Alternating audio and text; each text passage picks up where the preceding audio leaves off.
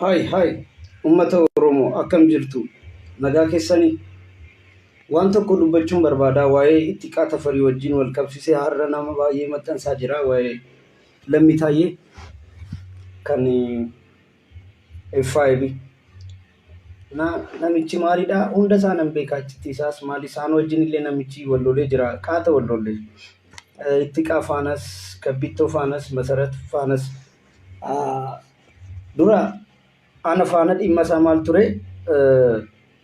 Sagantaa hogguu televezyiinii jalqabu nu waamee nu gaafatee kana akka hojjettaniin barbaadaa jedhee ofumaaf nu waamee dandeettii kee nanaa manaa maal jedhee nama gaarii isaa argee achi keessatti achiin booddee sirriitti seetaappii isaa qopheessee oddoon itti dhiyeessu qopheessee maal godhee tananii nan beekaan hoggoo sana maallaqa dumbullollee naan gargaarre namichi ani garuu hojjedhee isiniif agarsiisee beeku waan takka illee garuu sanarratti hojjechuuf ka'een ture sirriitti jechuudha. Maaliif miidiyaa kan qaroomeedhaa akka sana miti namna jedhee bakka itti amantaa jechuun hawwii Ilfinesh Qannoo jirti turte ishitu achi nageessee lammiinsi barbaadaa naan jettee achiin booddee deemee tananii wannoon jedhe namichi na dubbisee miidiyoonni baay'ee uummanni qaroomee jira.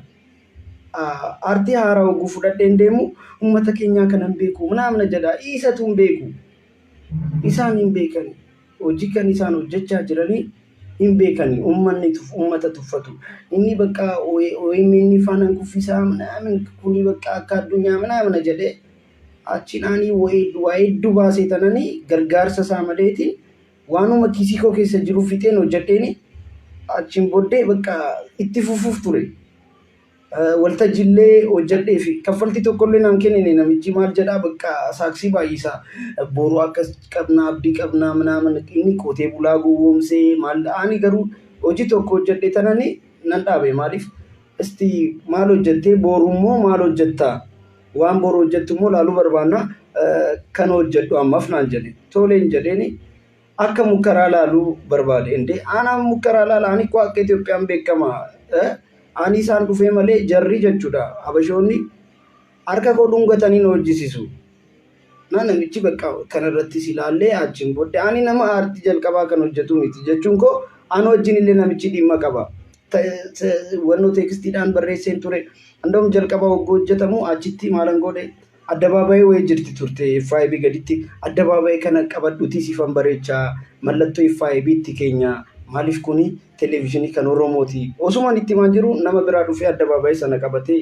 waan biraa maastaawoqiyaa beeksisa biraa itti kaa'ee ani akka gaariittiin ka'een ture isiniif hojjechuu hojii koo argitanii hin beektanii amma paarkii Ismaalis kan hojjechaa jiru nan eebbisiisaa hin argitu jechuun oguun hojjedhu akka gaariitti hojjechuun barbaada sanaaf namichi haamlee koo cabsee maal jedhee dhimma qabaa ture fakkeenyi kan isiniif itti maan jiru namichi kana jalqabaan illee akkas ture nan beekaa itti achiin Kabbittoo isa bira hojjetee kabbittoo baay'ee hojjetee birrii dhorke Masarat Dhaabaas akkasuma ijoollee baay'ee warri kaameeraa hojjetanii maali namichi bakka garuu nuti kan isaa asoofnee hin beeknu maaliif nama keenya akkamitti dabarsine kenninaa jenne itti qaan akkamitti maal jenne kana maxxansinaa yaadeedha akkamitti waa'ee isaana dhibee itti qaarratti amma namni akkasitti wannoo hattuu itti ta'a mucaa kana koo kan qabsaati. Isayyuu gana itti qaa sodaachisuu barbaada itti qaatafarii hiriyaa koo qofa miti obboleessa kooti baay'ee wal jaalannaa namni kan natti amanu isa tokko itti qaatafariiti sirriitti dandeetti koo natti amana sirriitti sana amana ammallee bo'aalii birraa Dirreedawaa geenyu Dirreedawaa deemnu imeeli kee qofa naa ergi jedhee gara 7,000tti isatu tikeettii muree achiin naa erge teekstiidhaan maali itti qaa bakka siif mureen jira tikeetti hin deemnaa boru indee maaliif kisi kee keessa baastee murtee itti qaanii muruu bannaati mana yaaree doqaan isii bukkeen jira obboleessa kooti hiriyaa koo qofa miti nama gaariidha inni afaan baaseellee akkas dubbachuu hin danda'u sanaaf callise yeroo baay'eetiin garuu namichi kana waa'ee isaa yoo wannoo jenne Oromoo waan ta'eef waan baay'ee dhoksineef garuu ijoollee miidhe Oromoo manatti miidhamaa callisee jechuudha waan biraa isarraa barbaannee miti. Waan biraa maal miti itti qaadhaaf amma makiinaa hin gurgureef makiinaa kan inni gurgureef makiinaa kan rakkoo qabuti makiinaan isaa xaaxaa baay'ee qaba itti qaan immoo yeroo sana kan qabu isaaf laatee makiinaa kana fudhate achiin booddee guyyaa sanallee naa bilbilee ture. Achi tiraafikoonni maali makiinaa isaa rakkoo waan qabuu fi ittiqaa karaa irratti dhaabsisanii. Amma ittiqaadhaaf maal itti fakkaata?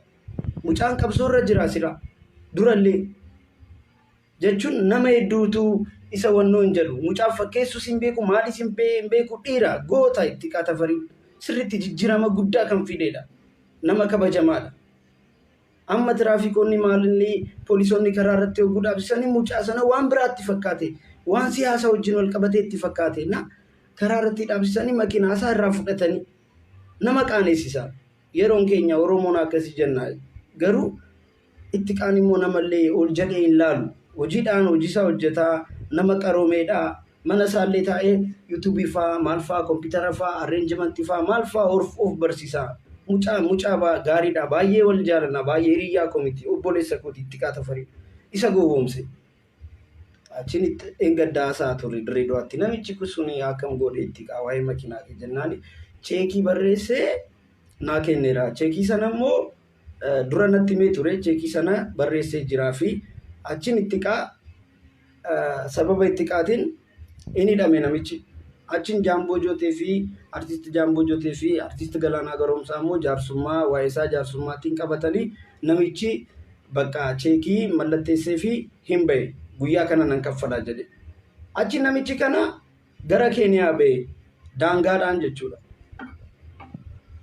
Ittiqaa akkam ta'e jedhee gaafannaan dheengadda namichi koo daangaadhaan ba'ee jiraan yaariin maal gochuu hin danda'a. Ittiqaa immoo nama akkas jedhee dubbatu miti.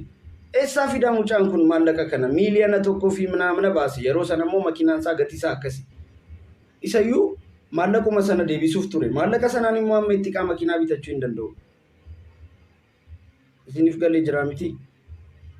Isayyuu maallaqni isaallee cheekii kan soba mallatteessee fi hin ba'e namichi daangaadhaan.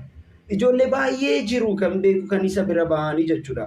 Anillee feesbuukiidhaan sirriitti arrabseen jira. Durayyuu ani sababa kootiin arrabseen ture. Yaareed kun peejii keetiin aan jedhe afaan Amaariffaatiin wal barreessine. Amma isa yoo maxxanse jarri baay'ee waan hordoftuuf iccitii koo hin laalti. Yaareed Oromoo bira deemee akkasitti miidhame akka jedhanii hin barbaadu. Sanaaf jedhee teekstii keenyaa waliin bakka barreessee poostii hin godhu. Yoo poostii godhee bakka jarri hin gammadu. Oromoo biras deemtee Oromoo akkasitti si barabbaree sitti taphatee naan jedhu. Isaan akkanatu karaa bana waan hedduutiif jechuudha. Naa bakka ani homaa gochuu hin danda'u. Isiniif maxxansuu hin danda'u malee namichi sanaatiif baay'ee wanni hin jedhin ture. Kan beeksisanii tokkoffaanii ana FIB jechuun kan continuous yeroo torbaanitti sagantaa qopheessee kan waggaa tokko qopheessee torbaanitti hojjechuuf maal jedhee waan hedduu bakka jechuun nan beeka. Oromoo biratti ani galii baay'ee argachaa hin jiru garuu waan qabu fayyadamee isiniif hojjechuu jedhee tananii waan gaarii bakka chaanaalii Oromiyaa maaliif amma fakkeenyaaf abbaa barbaadanii waan hojjedhu isaaniif hin galu miidiyaa hunda isaanii. Okay, isa kana isaaf galee jira jedhee tananii aartii waan uummata jaalatu baree jira. Waan uummata barbaadu beekee jira. Maaliif uummata amma isin uummata ku isin waan hedduu qaroomtanittu. Warri miidiyaarra jiranii maal jiranii warri ol ta'anii waan baay'ee hin beekani jechuun waan isaan beekaniif waan amma yeroon kan qaroominaati. Feesbuukii koo kanaaf 800 fi 31 qaba. Miliyoona galuuf xiqqoo to'afi. Maaliif namni akka na barbaadu hojii koo akka jaalatu nan beeka. Maaliif hordoftoonni baay'een qaba. Waan nama jaalatamaa ta'eef namni hojii koo waan jaalatuufi. Sanaaf yaani kan beeku akka jaalatamaan ta'es akka maalii ta'es kan beeku kun miidiyaan natti himaa jira.